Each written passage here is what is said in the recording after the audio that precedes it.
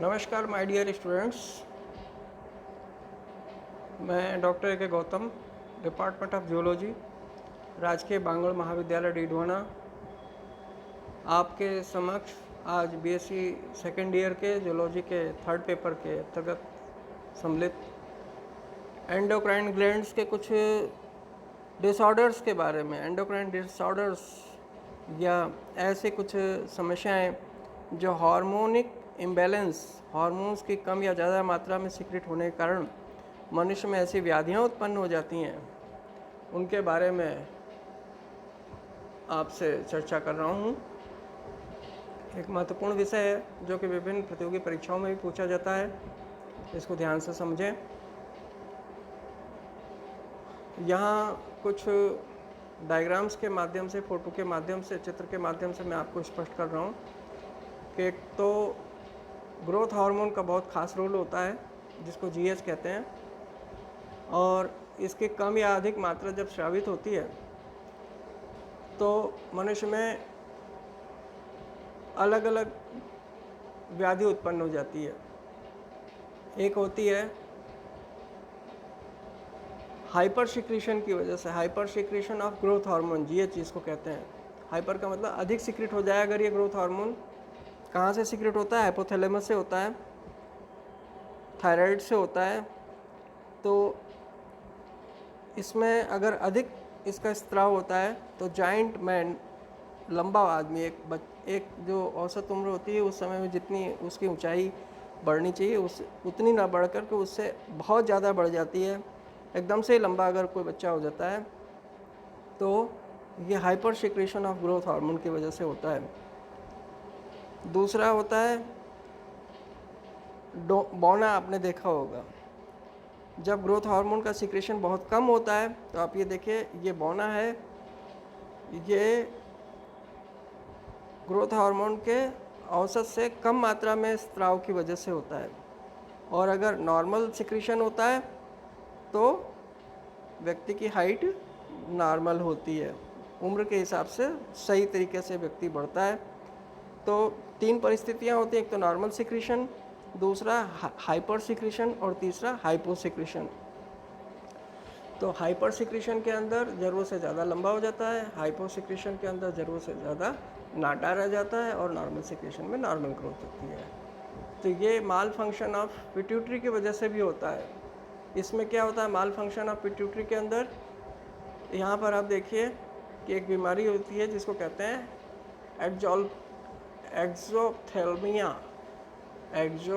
एक्सोप्थेल्मिया। इसका मतलब ऑप्थेल्मी कहते हैं आँख को, ऑप्थेल्मो से बना है शब्द।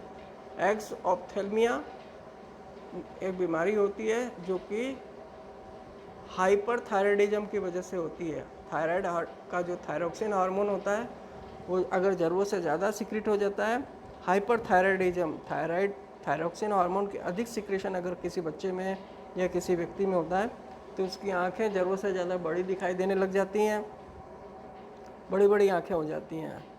और अगर कम हो जाता है तो उसको कहते हैं हाइपोथायराइडिज्म। इसमें क्या होता है? सिंपल गोइटर होता है ड्यू टू हाइपोथायराइडिज्म। तो ये माल फंक्शन ऑफ थायराइड की वजह से होता है। इसी तरह से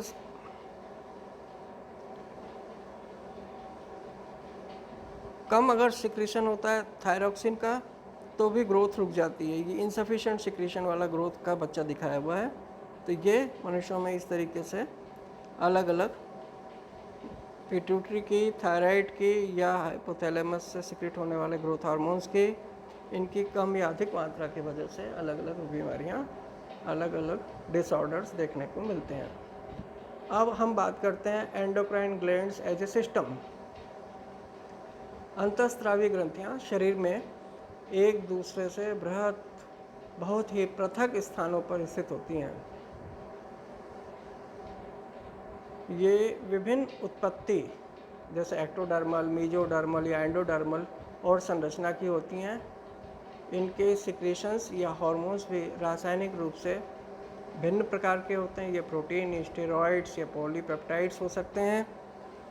परंतु यह ध्यान देने योग्य बात होती है, रोचक बात है कि प्रत्येक ग्रंथि लगभग प्रत्येक अन्य ग्रंथि के कार्य को प्रभावित करती है। उदाहरणार्थ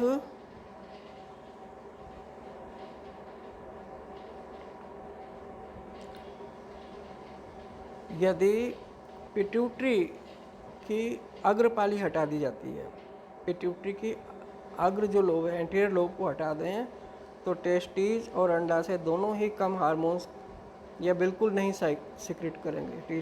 टेस्टीज जो है, ओवरी है, ये अपने क्या करते हैं, इनका जो हार्मोन होता है सेक्स हार्मोन्स, ये सिक्रेशन इनका या तो कम कर देंगे या फिर नहीं करेंगे।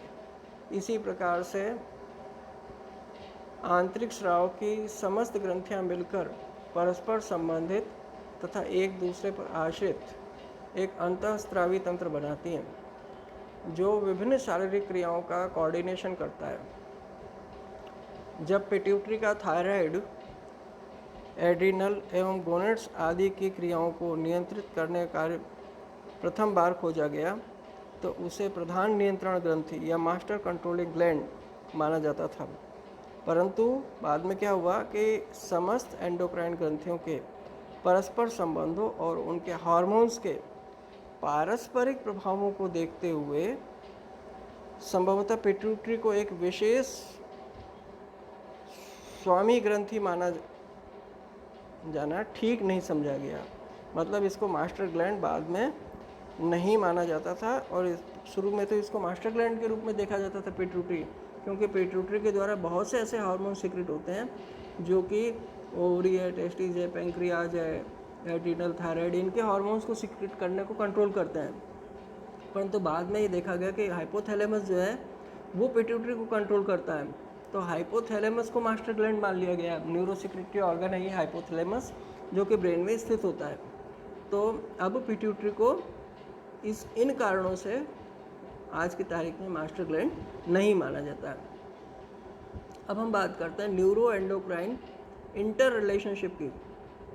तंत्रिका अंतःस्रावी पारस्परिक संबंध क्या होते हैं? सब अंतःस्रावी ग्रंथियां तंत्रिका तंत्र से तंत्रिका तंतुओं द्वारा आपस में जुड़ी रहती हैं, जिससे दोनों के कार्य एक दूसरे के पूरक एवं बहुधा समकालित होते हैं। तंत्रिका और अंतःस्रावी तंत्रों में सहयोग का एक उल्लेखनीय उदाहरण मैमल्स में हाइपोफाइसिस या पिट्यूटरी ग्रंथि में पाया जाता है। न्यूरोसिक्रीशंस जो होते हैं, न्यूरोसिक्रीशंस क्या होते हैं? तंत्रिका तंत्र द्वारा स्रावित जो स्राव हैं उनको न्यूरोसिक्रीशंस कहते हैं। तो न्यूरोसिक्रीशंस तंत्रिका तंत्र के विशिष्ट स्पेसिफिक तंत्रिका कोशिकाओं, जिनको कि न्यूरॉन्स कहते हैं, कि सेल बॉडीज के द्वारा सिक्रेट होते हैं, और ये एक प्रकार के हार्मोन्स होते हैं। और अधिकतर तंत्रिका स्रावी न्यूरॉन्स मस्तिष्क के एक भाग हाइपोथैलेमस में पाए जाते हैं, परंतु उनके एक्सॉन्स या एक्सॉन्स जो होते हैं वहाँ से ये कंट्रोल होते हैं। अब ये देखिए इस डायग्राम के अंदर ये पिट्यूटरी दिखाई है, एंटीरियर लोब है, ये एडिनो हाइपोफाइसिस, ये न्यूरो हाइपोफाइसिस है, पोस्टीरियर लोब ऑफ पिट्यूटरी इसको कहते हैं। ऊपर वाला एंटीरियर, पीछे वाला नीचे वाला पोस्टीरियर लोब होता है, ऊपर वाला हिस्सा इसका इन्फंडेबुलम होता है।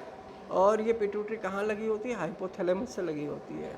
तो हाइपोथैलेमस में ये जो आप जो नोट्स देख रहे हैं, ये cell bodies of neurosecretory neurons हैं। यहाँ से इन न्यूरॉन्स से जो हार्मोन सीक्रेट होते हैं उनको हम कहते हैं न्यूरोसिक्रेटरी सब्सटेंसेस, या जो कि न्यूरॉन से सीक्रेट होते हैं।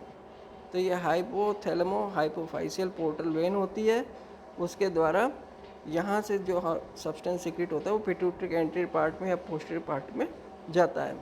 और इसी तरह से एक ये हाइपोथैलेमस के यहाँ पर दिखाया हुआ ऑप्टिक क्याज्मा, ये भी ब्रेन के नीचे हाइपोथैलेमस वाला पार्ट है, ये विजन को कंट्रोल करता है। तो ये एंटीरियर पिट्यूटरी, पीछे वाली पोस्टीरियर पिट्यूटरी है ना। इस तरीके से ये पिट्यूटरी का हाइपोथैलेमस से न्यूरॉन्स का और एंडोक्राइन सिस्टम का आपस में कोरिलेशन इस डायग्राम से समझाया है। तो ये डायग्राम आपको अच्छे से याद होना चाहिए। अब हम आगे बात करते हैं न्यूरोहाइपोफाइसिस जो कि पोस्टीरियर पिट्यूटरी है, पश्चपाली में पहुंचते हैं। और यहाँ क्या होता है, एंटीरियर न्यूरोहाइपोफाइसिस या सिक्रेशंस आता है और न्यूरोहाइपोफाइसिस में पहुंचता है ना। और इनके सिक्रेशंस इन एक्सोन्स या तंत्रिका स्रावी तंतुओं में प्रवाहित होते हैं और एंड्स के ऊपर, इनके टर्मिनल एंड्स के ऊपर, इनके सिरों पर परिसंचारी कोशिकाओं वाहिकाओं में मुक्त हो जाते हैं। और इनमें से कुछ स्राव पीयूषिका निवाहिका शिरा या हाइपोफाइशियल पोर्टल वेन में रिलीज कर दिए जाते हैं, मुक्त कर दिए जाते हैं। और पिट्यूटरी की अग्रपाली या एडेनोहाइपोफाइसिस को सप्लाई हो जाता है, वहाँ पहुँच जाते हैं। लेकिन अधिकतम तंत्रिका स्राव जो होते हैं वो पिट्यूटरी के पार्ट्स नर्वोसा न्यूरोहाइपोफाइसिस या पोस्टीरियर लोब पश्चपाली के रुधिर कोटरों में ब्लड साइनसस में मुक्त किए जाते हैं और शरीर के सब भागों को भेज दिए जाते हैं। ये तंत्रिका सिक्रीशंस, ये न्यूरो सिक्रीशंस पिट्यूटरी की सेल्स या पिट्यूराइड्स, इसको क्या कहते हैं, पिट्यूसाइड्स।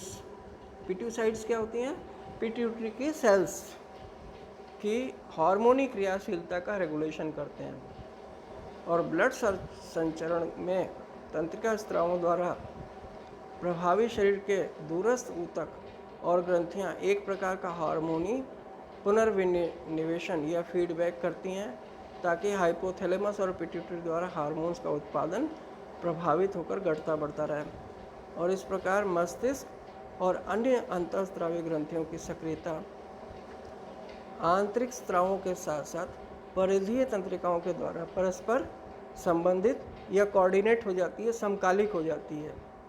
और होता क्या है कि वास्तव में नर्व के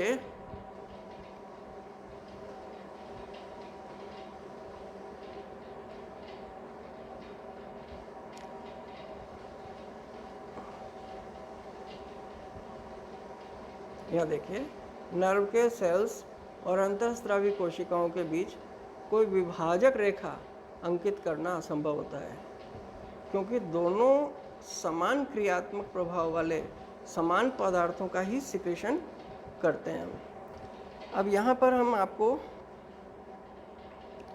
एक टेबल है, इस टेबल के अंदर ये 3 पार्ट इसके किए हुए हैं। इसमें हम आपको ये बताना चाहेंगे कि ये इसके सिक्रीशंस जो हैं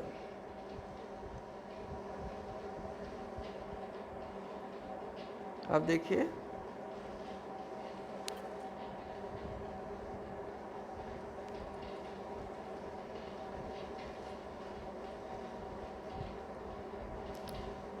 यहाँ डिफरेंट एंडोक्राइन ग्लैंड्स हैं, पिनियल बॉडी है, पिट्यूटरी है, थायराइड है।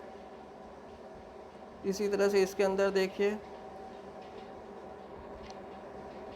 यहाँ पैराथायराइड है, थाइमस, लैंगरहैंस की दीप कोशिकाएं पैंक्रियाज के अंदर होती हैं, adrenal cortex, adrenal medulla, testis, ovaries, placenta, stomach, duodenum.